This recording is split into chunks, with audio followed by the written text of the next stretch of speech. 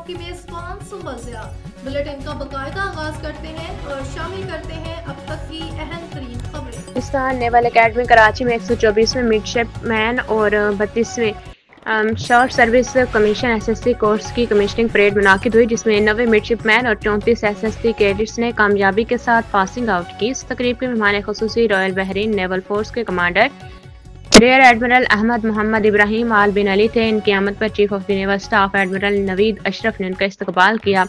مہمان خصوصی، جو خود پاکستان نیول اکیڈمی کے سابق طالب علم ہیں، نے اپنی مادری علمی میں کمیشننگ پریڈ کا معائنہ کرنے پر فخر کا اظہار کیا اور پاکستان نیوی کو خطے کے ایک اہم اور پیشہ ور بحری قوت قرار دیا۔ انہوں نے پاکستان نیوی کی جانب سے دوست ممالک کے کیڈٹس کو اعلیٰ معیار کی تربیت فراہم کرنے کی روایت کو سراہا۔ پریڈ میں بحرین، عراق، جمہوریہ جبوتی، سری لنکا اور ترکیہ کے کیڈٹس نے بھی شرکت کی۔ Rear admiral Ahmed Mohammed Ibrahim Al Bin علی نے پاکستان اور بحرین کے درمیان دیرینہ تعلقات، مشترکہ اقدار اور باہمی ترقی کے عزم کا بھی اعادہ کیا۔ بعد ازاں مہمان خصوصی نے نمایاں کارکردگی دکھانے والے کیڈٹس میں انعامات تقسیم کیے۔